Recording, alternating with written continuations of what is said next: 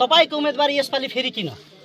बालनजीको सरकार बनेपछि हामी एक भ्रष्टाचारीको हिसाब दिन्छौँ। म बालनजीको लागि भनेको छु, 1 लाख जनताको बिचमा भनेको छु कि बालनजी प्रधानमन्त्री बन्यो भने म जनकपुरको रङभूमि भन्छ त्यसलाई, जहाँ राम सीताको स्वयंवर भयो थियो त्यहाँ आत्मदाह गर्छु। त्यो मैले भनेकै हो। दर्शकबिन, अहिले देशभरि चुनावी माहौल छ। यही फागुन 21 गते हुन गइरहेको प्रतिनिधि सभा निर्वाचन हुनेवाला रहेछ। ती निर्वाचन क्षेत्रमा उम्मेदवार दिएका उम्मेदवारीहरूको के कस्ता भूमिका रहेको छ त्यसको लेखाजोखा गर्ने जरुरी छ। त्यही लेखाजोखाको क्रममा यतिखेर हामी सर्लाही क्षेत्र नम्बर 4 मा पुगेको छौँ, जहाँ राष्ट्रिय स्वतन्त्र पार्टीबाट उम्मेदवारी दिनुभएको छ अमरेश कुमार सिंहजी। उहाँको उम्मेदवारी किन, यस सन्दर्भमा हामी उहाँसँग केही जाने प्रयास गर्छौँ। स्वागत छ तपाईँलाई। धन्यवाद। तपाईँको उम्मेदवारी यसपालि फेरि किन? सत्ता परिवर्तनको लागि, किनकि 30 वर्षदेखि जुन देश लुटिया छ, देशमा भ्रष्टाचार गरिरहेको छ, फेरि त्यसैको सरकारले भ्रष्टाचारको सिलसिला चलिरहेको छ। हाम्रो सरकारबाट चाहिँ बालनजीको सरकार बनेपछि हामी एक भ्रष्टाचारीको हिसाब दिन्छौँ र यो मेरो उम्मेदवारी 75 जना जेएनजी जुन कलिलो बालबालिकालाई जुन कुनै स्कुलको ड्रेसमा कुनै कलेजको ड्रेसमा मारिएको छ, त्यसको शहादतको हिसाब किताबको लागि हाम्रो एजेन्डा हो। हामी भ्रष्टाचार कुनै पनि संस्थालाई पार्टीकरण गर्न दिँदैन। संस्था राष्ट्रको हुन्छ, राष्ट्र जनताको पक्षमा काम गर्नुपर्छ। आज बालेनजी मात्र प्रधानमन्त्रीको उम्मेदवार होइन, यो राष्ट्रको नायक हो। राष्ट्रको परिवर्तन उहाँको नेतृत्वमा हुन्छ। उहाँ जम्मा 35 वर्षको हो। उहाँलाई देश हामी सुम्पियो भने देश अगाडि बढ्छ, देशमा भ्रष्टाचार समाप्त हुन्छ। हामी कसैलाई देश छोडेर जानु होइन। जो भ्रष्टाचार गरेर चाहिँ यही देशमा कारबाही हुनुपर्छ, यही देशको जेलमा बस्नुपर्छ। देश लुटेर हाम्रो घरमा कहिले पैसा जल्या छैन, तर कुन ठुलो नेताको घरमा पैसा जल्या चाहिँ तपाईँ पत्रकार साथीहरूलाई थाहा छ। त्यस कारणले जसले उहाँ आफै अहिले जुन मौसम प्रतिनिधि छ काङ्ग्रेसको सभापतिजीले आफै बोल्नुभएको छ, टुरिस्ट उम्मेदवारलाई भोट दिनु हुँदैन। तनुमा गएर बोल्नुभएको छ, चितवनमा गएर बोल्नुभएको छ। यहाँको लागि त ऊ आफै टुरिस्ट हो। न जसले आफ्नो नोमिनेसन उम्मेदवारी दर्ता गराउन सक्दैन, त्यो जनताले भोलि फर्केर आउँछ। हाम्रो मधेसको भाषामा भन्छ बिहे बेहुलाको हुन्छ, सहबोलियाको हुँदैन। अब सहबोलिया लगाएर मनोनयन दर्ता गर्नुभएको छ। न यो क्षेत्रको 5 गाउँ उहाँलाई थाहा छ, 5 वटा टोल थाहा छ। न 5 लाइन हाम्रो जुन यहाँको समाजको भाषा छ त्यो भाषा बोल्न सक्छ। न 5 वटा रुख थाहा छ कि इमलीको रुख कुन हो, बेलको रुख कुन हो, औराको आम्ला जो भन्छ त्यसको रुख कुन हो।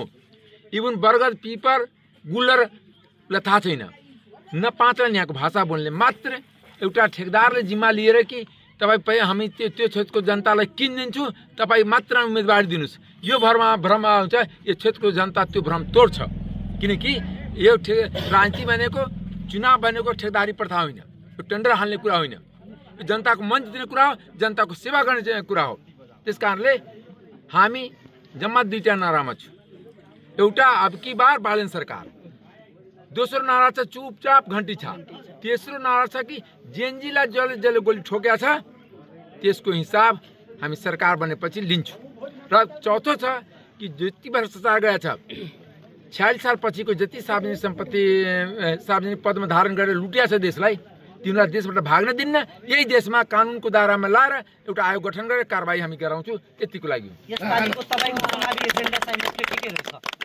मेरो चुनावी एजेन्डा सबभन्दा पहिला त बालन सरकार, दोस्रो फर्स्ट एजेन्डा बालन सरकार। म आफ्नो लागि घुमिरहेको छैन। म बालनजीको लागि भनेको छु, 1 लाख जनताको बिचमा भनेको छु कि बालनजी प्रधानमन्त्री बन्यो भने म जनकपुरको रङभूमि भन्छ त्यसलाई, जहाँ राम सीताको स्वयंवर भयो थियो त्यहाँ आत्मदाह गर्छु। त्यो मैले भनेकै हो। त्यतिको साहस गर्नु कहाँबाट आँट आयो? त्यो मेरो उसको कमिटमेन्ट हो नि। मलाई देश बनाउनु छ, देश जोगाउनु छ। यिनीहरू देश लुट्नु छैन।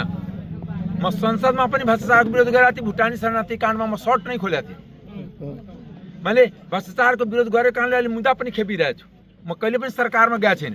उनीहरूले हरेक समय यो 3टाले मलाई जेलै हाल्न खोजिरहेको थियो कि यो बोल्छ यो मधेसीलाई त जेल हाल्छु। त्यस कारणले म आफ्नो मधेसी दाजुभाइको अस्तित्वको रक्षाको लागि कि हामी पनि यो देशको नागरिकको सम्मानित रूपले देशमा बस्न चाहन्छौँ। हामी कसैको गुलाम होइन। हामी कसैको गुलाम होइन। हामी यो क्षेत्रको, यो देशको सार्वभौम नागरिक हो। सार्वभौम नागरिकको प्रतिनिधि बनेर मैले देशको र मधेस दुईटीको आवाज बुलन्द गर्छु। म कहिले पनि आफ्नो पदको लागि बार्गेनिङ गरेन। अहिले पनि म पदको लागि चुनाव लड्न आएको होइन। म जनताको सेवा गर्नको लागि आएको छु। उसले त्यो रनियार जुन भाइ चान्सलर थियो त्योसँग के भएको छ, त्यो उसको परिवार आउँदैछ सोद्धा हुन्छ। सबभन्दा इम्पोर्टेन्ट कुरा के हो भने आज देश परिवर्तन खोजिरहेछ।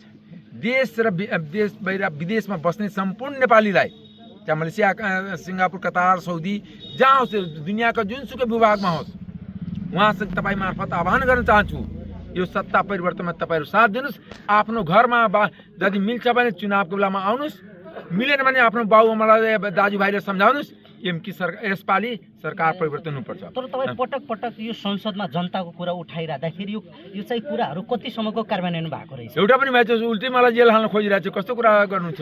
उता बल्ल बल्ल जान जोगाएको हो, जान जोगेर आएको हो, न त उनीहरू त जेलमा हाल्न खोजिरहेको थियो। यो कुरालाई तपाईँ कसरी लिनु भएको? हेर्नुहोस्, मैले बजेटमा पनि असमानता थियो, त्यो बेला पनि मैले भनेको थिएँ कि 5 जिल्ला मात्र देश होइन, 77 जिल्लाको देश हो।